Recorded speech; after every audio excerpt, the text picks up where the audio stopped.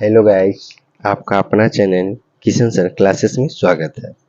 इसके पहले हम प्रतिलोम त्रिकोणमिति का वीडियो डाले थे। आज आप लोगों के सामने हम आपका क्लास 12 का 5वां चैप्टर संतति तथा अवकलनीयता के बारे में पढ़ेंगे। इसमें 5.1 में है संतति, जिसमें आपको बताए थे कि इसमें 3 शर्त होता है। पहला, एफ बराबर होना चाहिए LHL का और बराबर होना चाहिए RHL का। यानी LHL का मतलब होता है लेफ्ट हैंड लिमिट, RHL का मतलब होता है राइट हैंड लिमिट। इसमें आपको हम बताए थे एक उदाहरण देकर। इसके पहले वाला भी क्लास 12 का Kishan sir classes YouTube channel पर इसका प्लेलिस्ट बना हुआ है, वहाँ से आप भी विस्तार से देख सकते हैं। आपका एक हम उदाहरण देकर बताए थे कि सतत कब होगा, यानी सतत कब होगा जब बिंदु बीच वाला यानी बीच बिंदु है तो उसके पीछे, जब माइनस कहता है तो पीछे और प्लस कहता है तो आगे, तीनों बराबर होता है तो वह सतत हो जाता है। बीच वाला को हम एफ कहते हैं, पीछे वाला को LHL कहते हैं और आगे वाला को RHL कहते हैं। एक उदाहरण के जरिए हम पहले भी बता चुके हैं इसके बारे में, तो इसका ये शर्त याद रखिएगा। और नीचे हम लिख दिए हैं यह एफ बराबर LHL का मतलब होता है limit minus f x at rate zero, फिर limit plus f x at rate zero. यहाँ पे एक्स का मान जो भी रहे उधर सकते हैं आगे। मेन इसमें तो 5.1 में एक ही सूत्र का प्रयोग होता है। अब हम अवकलन, जो मेन सूत्र अवकलन का, यहाँ से स्टार्ट है। अगर किसी भी कोष्टक राशि का हम अवकलन करेंगे या अचर पद का अवकलन करेंगे तो उसका अवकलन क्या हो जाएगा, 0 हो जाएगा। जैसे अगर आपसे कोई कह दे कि d/dx अवकलन 5 का अवकलन कितना होगा, तो कुछ भी रहे 0 हो जाएगा।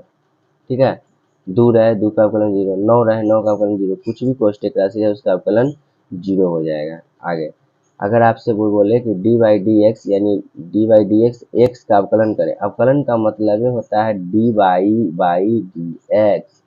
तो अगर आपसे कोई बोलता है कि x का अवकलन करने के लिए, तो x का अवकलन होता है आपका 1। नेक्स्ट, अगर रूट x का अवकलन, इसको तो हम बहुत याद रखिएगा, रूट x का अवकलन होता है 1/2 रूट x। अब आते हैं, अगर x के पावर n रहे, इसका अवकलन करना है तो इसका फॉर्मूला होता है n इंटू एक्स के पावर n माइनस 1।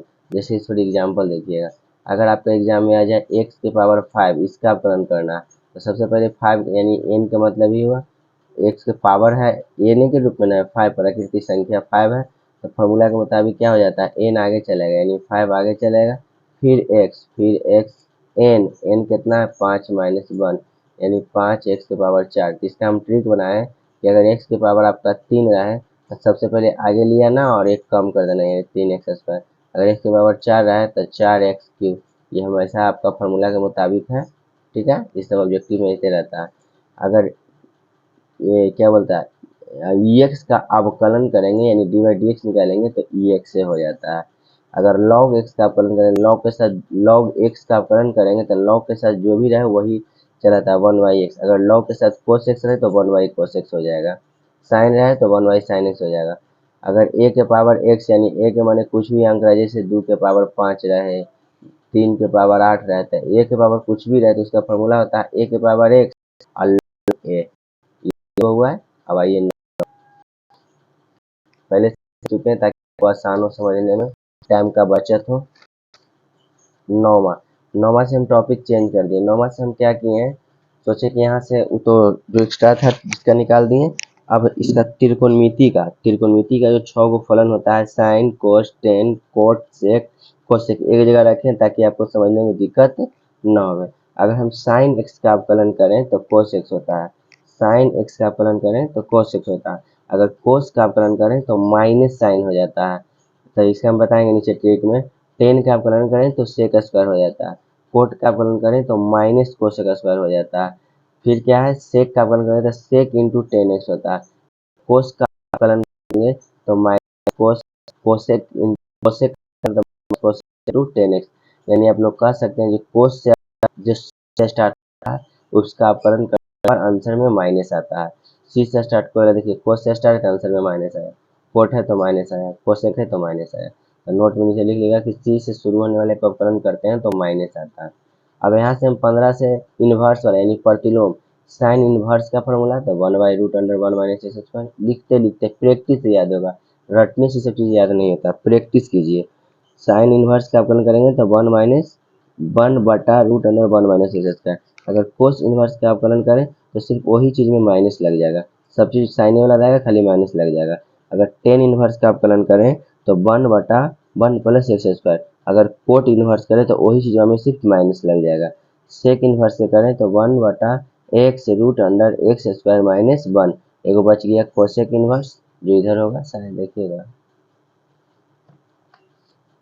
वही चीज़ है, सिर्फ क्या हो जाएगा, माइनस हो जाएगा, -1x√(x²। तो इसका भी नोट में आप लिख सकते हैं कि सी से स्टार्ट होने वाले का आंसर माइनस से हो जाता है। अब इसी में एगो फार्मूला आता है du/v/dx। इसका मतलब हुआ कि जब दो फलन रहे तो उसको हम u/v करके बनाते हैं। इसमें क्या करते हैं, u बाहर यानी पहला बाहर चलाता है, दूसरा का अवकलन होता है, फिर दूसरा बाहर होता है, पहला का अवकलन होता है। ये मैथ में आपका जरूरत पड़ेगा, अभी हम बेसिक सूत्र और कॉन्सेप्ट बता रहे हैं, ठीक है। यानी u/v में u बाहर तो v का अवकलन, v बाहर तो u का अवकलन, फिर इसी में ये तो गुना में हो गया, इसी तरह भागा में आएगा।